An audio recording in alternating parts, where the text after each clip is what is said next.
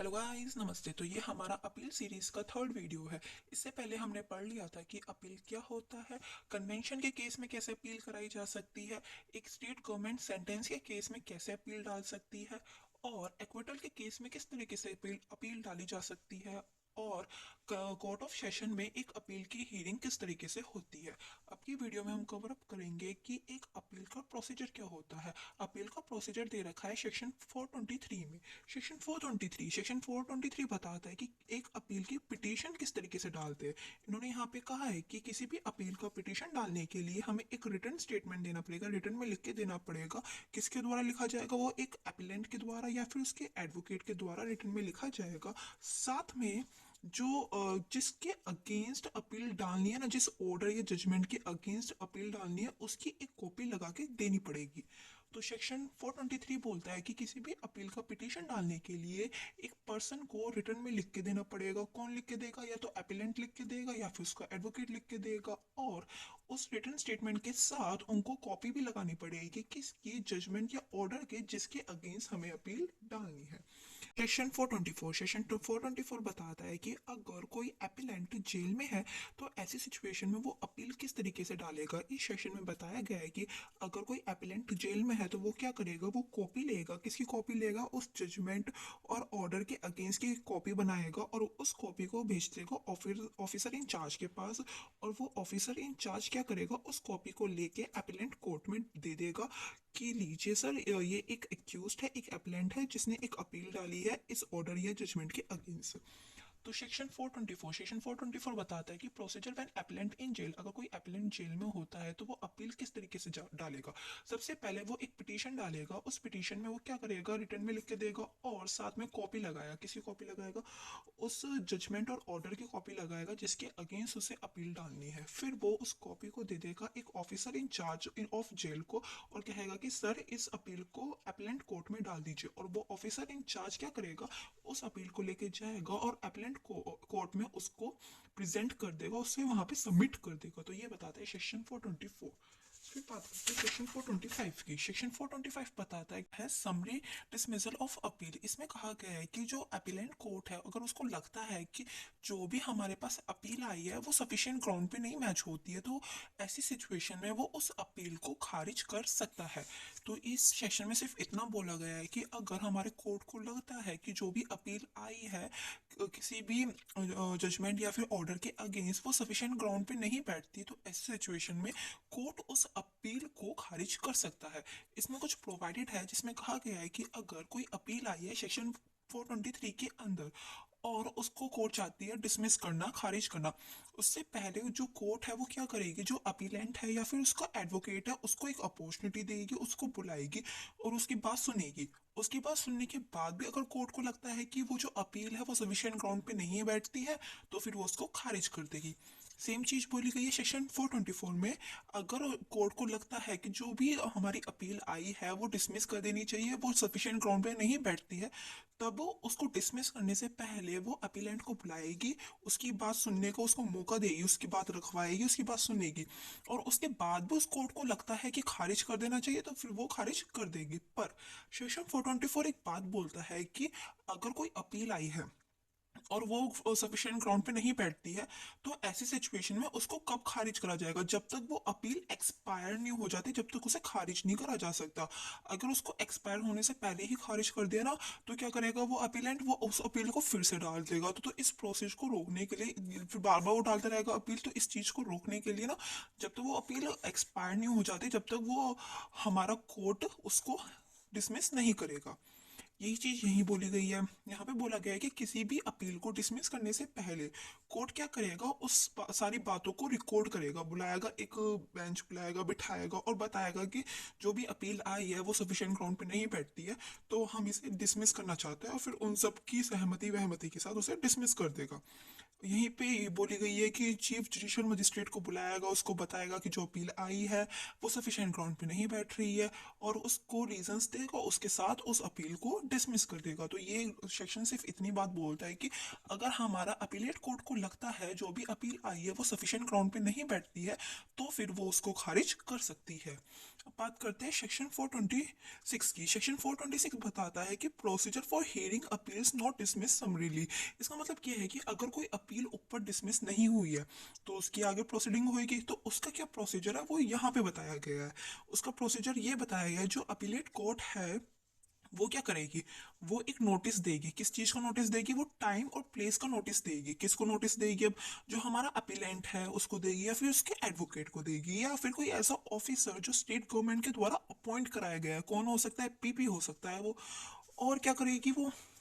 Point third ये बोलता है कि अगर कोई अपील आई है किसी इंस्टीट्यूशन के खिलाफ कंप्लेंट के थ्रू, तो जिसने कंप्लेंट करी है उसको भी नोटिस भेजा जाएगा।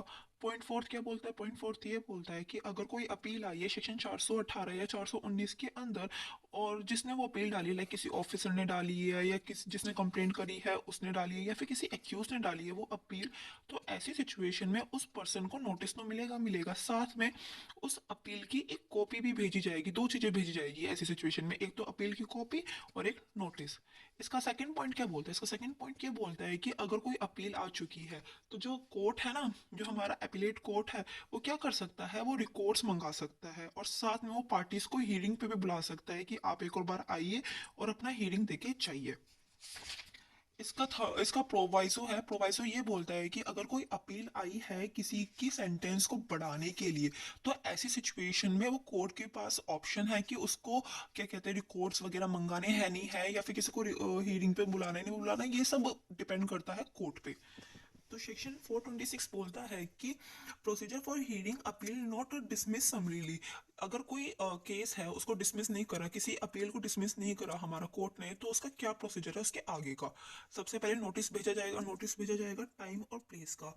किसको भेजा जाएगा, हमारे अपीलेंट को भेजा जाएगा, या फिर उसके एडवोकेट को भेजा जाएगा, या फिर ऑफिसर को भेजा जाएगा जो स्टेट गवर्नमेंट के द्वारा अपॉइंट कराया गया हो, मतलब कि पीपी। या फिर जिस पर्सन ने भी किसी इंस्टीट्यूशन के खिलाफ अपील डाली है ना, तो उस पर्सन को नोटिस भेजा जाएगा। अगर कोई अपील आई है सेक्शन 418 या 419 के अंदर, तो जिसने भी वो अपील डाली है उसको दो चीजें भेजी जाएगी, एक तो अपील की कॉपी भेजी जाएगी और साथ में एक उसे नोटिस भेजा जाएगा। इससे अलग बोला गया है कि कोर्ट के ऊपर डिपेंड करता है, अगर उसको रिकॉर्ड चाहिए हो या फिर वो पार्टीज को हियरिंग पे बुलाना चाहता है तो वो बुला सकता है और रिकॉर्ड भी मंगा सकता है। और एक प्रोविजो है, अगर कोई अपील आई है किसी की सेंटेंस सजा को बढ़ाने के लिए, तो वो रिकॉर्ड मंगाए ना मंगाए उस पर डिपेंड करता है। बिना रिकॉर्ड मंगाए भी वो उसका डिसीजन दे सकता है।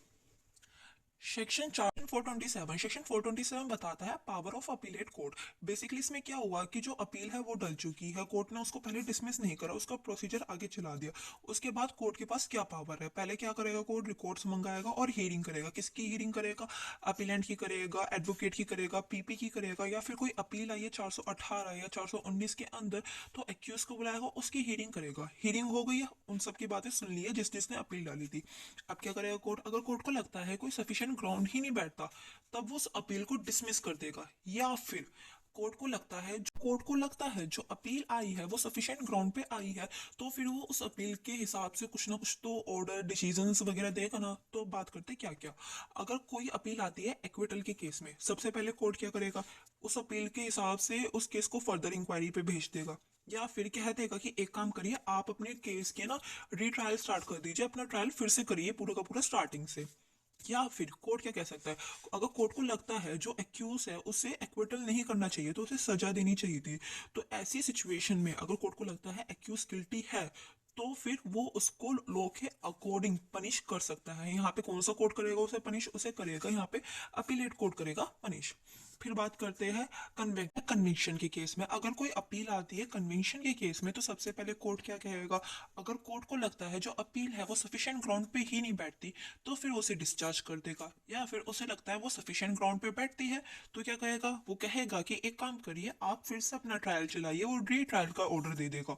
या फिर अगर कोर्ट को लगता है वो सफिशिएंट ग्राउंड पे अपील आई है और जो एक्यूज है उस पर फाइन कम लग रहा है, तो वो फाइन में अल्टर कराने का ऑर्डर दे सकता है। या फिर कोर्ट को लग रहा है जो एक्यूज्ड है उसको सफिशिएंट वो नहीं मिली सेंटेंस, उसका जो सेंटेंस है वो बढ़ना चाहिए, तो ऐसी सिचुएशन में वो ऑर्डर देगा, यहाँ पे सेंटेंस बढ़ाएगा नहीं, उसका सिर्फ ऑर्डर देगा। उसमें ऑर्डर में क्या हैगा कि order extend nature of sentence, जो उसका सेंटेंस बढ़ेगा वो बढ़ेगा नीचे वाले पॉइंट में। नीचे वाले पॉइंट में क्या कहा है, in appeal of enhancement of sentence. Enhancement of sentence में सबसे पहले क्या कहेगा, अगर कोर्ट को लगता है कोई इनहेंसमेंट ऑफ सेंटेंस की अपील आई है और सफिशिएंट ग्राउंड पे ही नहीं बैठ रही, तो फिर उसे डिस्चार्ज कर देगा। या फिर अगर उसको लगता है कि वो सफिशिएंट ग्राउंड पे तो बैठ रही है, एक काम करिए उसका रीट्रायल चलाइए, तो फिर वो उसका रीट्रायल चलाएगा।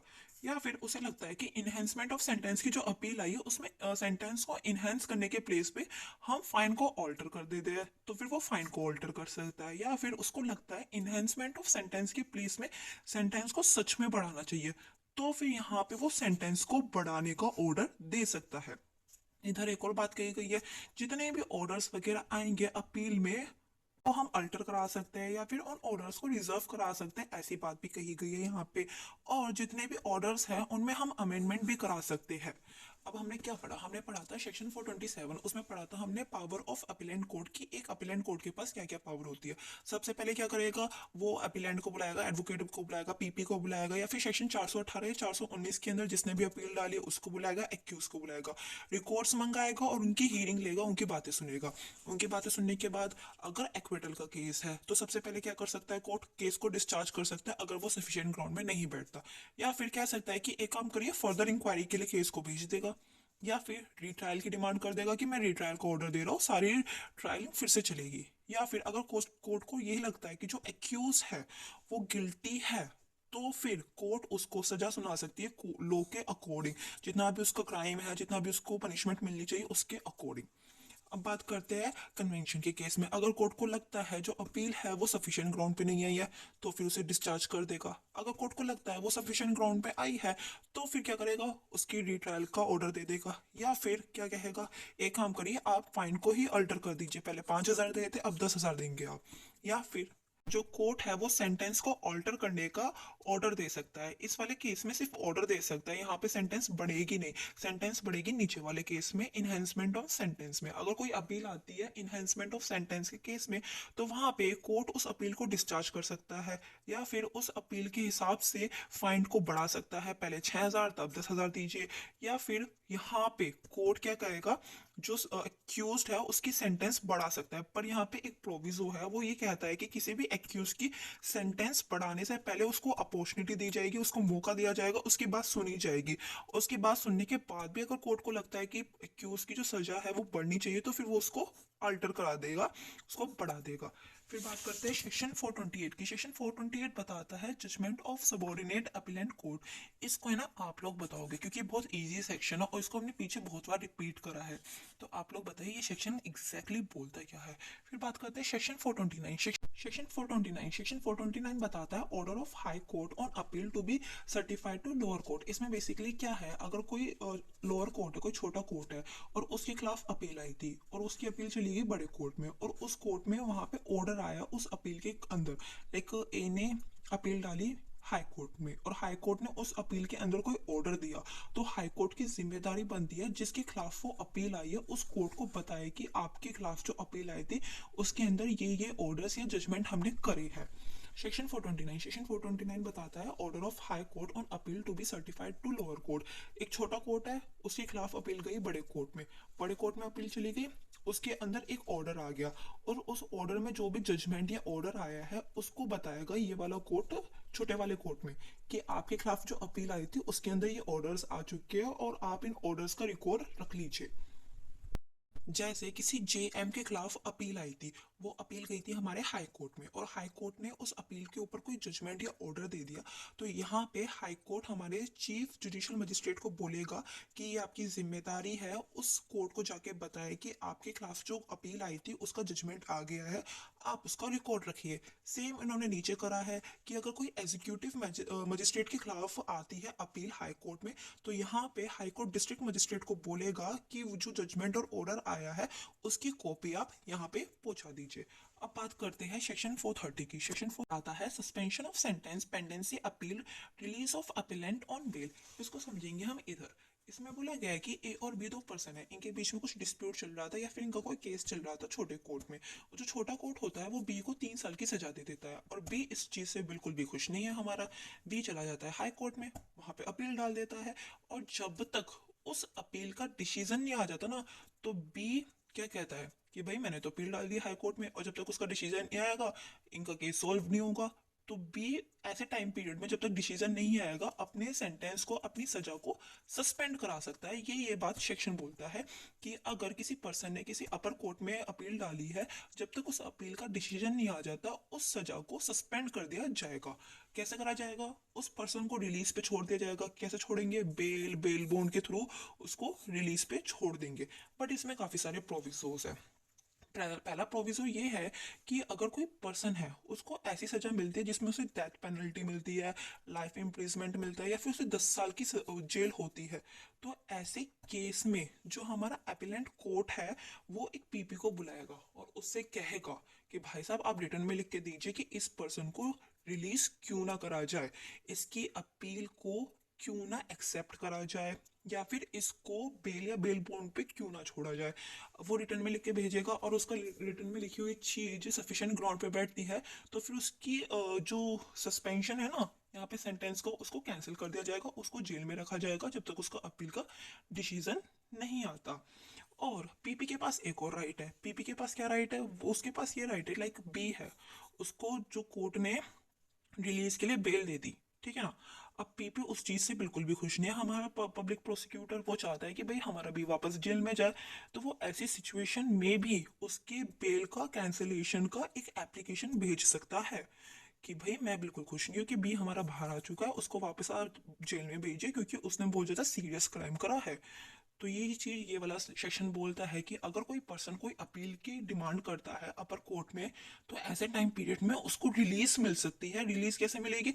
उसको बेल हो जाएगी और बेल बॉन्ड के थ्रू उसको रिलीज कर दिया जाएगा, और उसका जो भी सेंटेंस की सजा होगी उसको थोड़े टाइम पीरियड के लिए सस्पेंड कर दिया जाएगा, जब तक उसका डिसीजन नहीं आ जाता अपर कोर्ट के द्वारा अपील के ऊपर, जब तक उसकी सजा को सस्पेंड कर दिया जाएगा।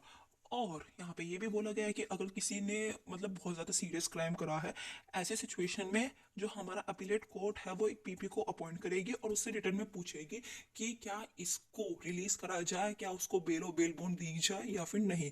और अगर मिल भी जाती किसी पर्सन को और उस चीज़ से पीपी खुश नहीं है, तो फिर वो उसका बेल का कैंसिलेशन का ऑर्डर भी मांग सकता है, कैंसिलेशन के लिए एप्लीकेशन भी दे सकता है। अब बात करते हैं सेक्शन। सेशन में थर्ड और फोर्थ दो पॉइंट और दिए गए हैं, इनको समझते हैं। समझ लीजिए थर्ड पॉइंट में क्या है कि ए और बी दो पर्सन है, उनके किसी कोर्ट में चल रहा था केस, और जो कोर्ट है वो बी को कन्वेक्टेड कर देती है, उसे दोषी सिद्ध कर देती है और उसे 3 साल की सजा दे देती है। और बी इस चीज से बिल्कुल भी खुश नहीं है। जो बी है वो कोर्ट को मना लेता है इस बात के लिए कि आप मुझे अभी जेल मत भेजिए, मैं चाहता हूँ मैं अपर कोर्ट में अपील डालूं और खुद को बचाने के लिए और ज्यादा संघर्ष करूं बेसिकली। तो यहाँ पे अगर कोर्ट सेटिस्फाई हो जाती है बी की बात से, बी की अपील से, तो वहां पे उसका जितना भी वो है सेंटेंस उसको सस्पेंड करती है, उसका सस्पेंशन कर सकती है।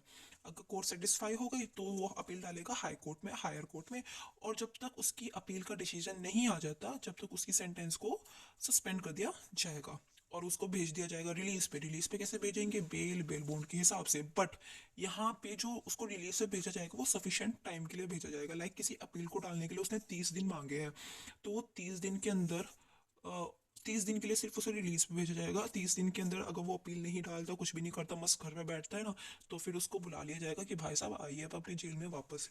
अब बात करते हैं इसके पॉइंट फोर्थ की। पॉइंट फोर्थ बोल 4.4 सिर्फ इतनी बात कहता है कि अगर किसी पर्सन को बेल पे छोड़ा गया है, लाइक किसी पर्सन को 4 महीने के लिए बेल पे छोड़ा गया है, तो वो उसके 4 महीने उसकी सजा में काउंट नहीं होंगे, वो उसके सेंटेंस में काउंट नहीं होंगे। जितने टाइम वो जेल में बिताएगा वो ही उसकी सजा में काउंट होंगे, जितने टाइम वो बाहर रहेगा वो उसकी सजा में काउंट नहीं होंगे।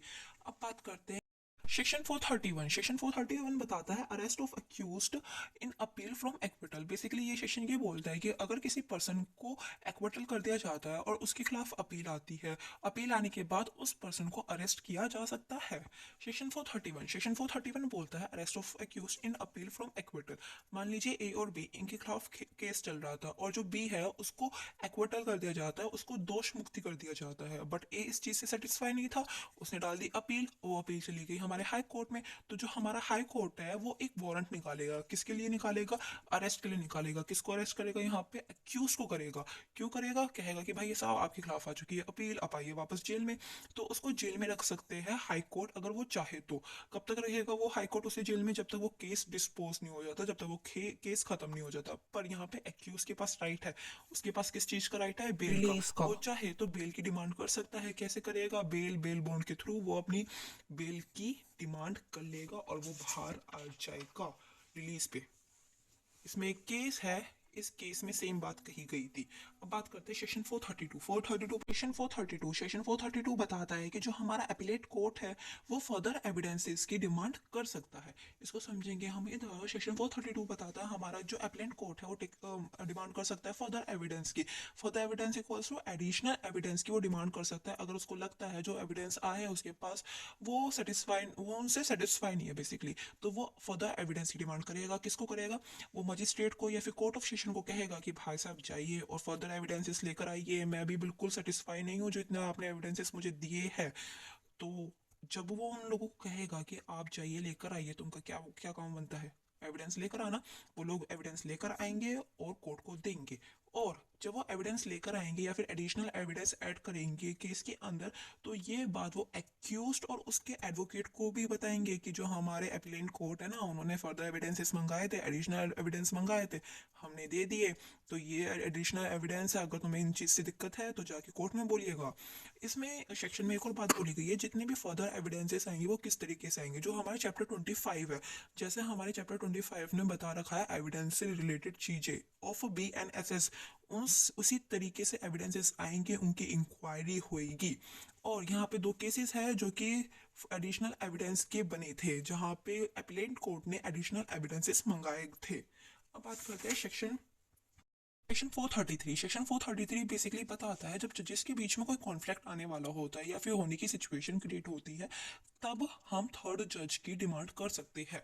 सेक्शन 433 वो बताता है कि प्रोसीजर वेयर जज of appeal or equally divided. मान लीजिए किसी कोर्ट में दो जज की बेंच बैठी थी, जहाँ पे अपील का कोई केस आ गया और एक जज कहता है कि भाई सेंटेंस दे देते हैं और दूसरा जज कहता है नहीं भाई एक्विटल कर देते हैं। तो ऐसी सिचुएशन में दोनों के डिसीजंस अलग अलग है, तो इन दोनों के बीच में कॉन्फ्लिक्ट अराइज हो सकता है। तो इस चीज को खत्म करने के लिए कौन आएगा? हमारा जज थर्ड आएगा।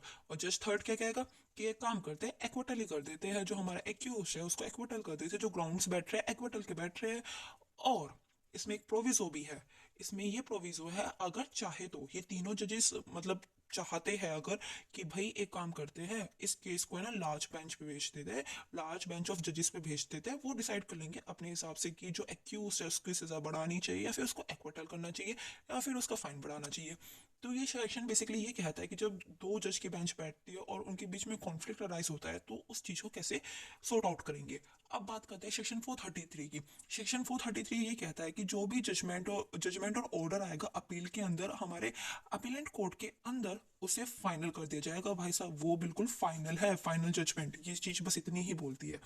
अब बात करते हैं सेक्शन 435 की। सेक्शन 435 बताता है abatement of appeal. Abatement of appeal में ये बताया गया है कि अगर कोई अपील आती है सेक्शन 418 या 419 के अंदर और उसके प्रोसीडिंग के दौरान कोई एक्यूज ही मर जाता है, लाइक अपील आई और एक्यूज 2-4 दिन में उसका गेम ओवर हो जाता है, तो ऐसी सिचुएशन में क्या होगा? जो एक्यूज के खिलाफ अपील चल रही थी वो ही खत्म कर दी जाएगी। बट इसमें एक और बात कही गई है, अगर कोई अपील सेंटेंस की केस में आई है तब तो उसे खत्म कर सकते हैं।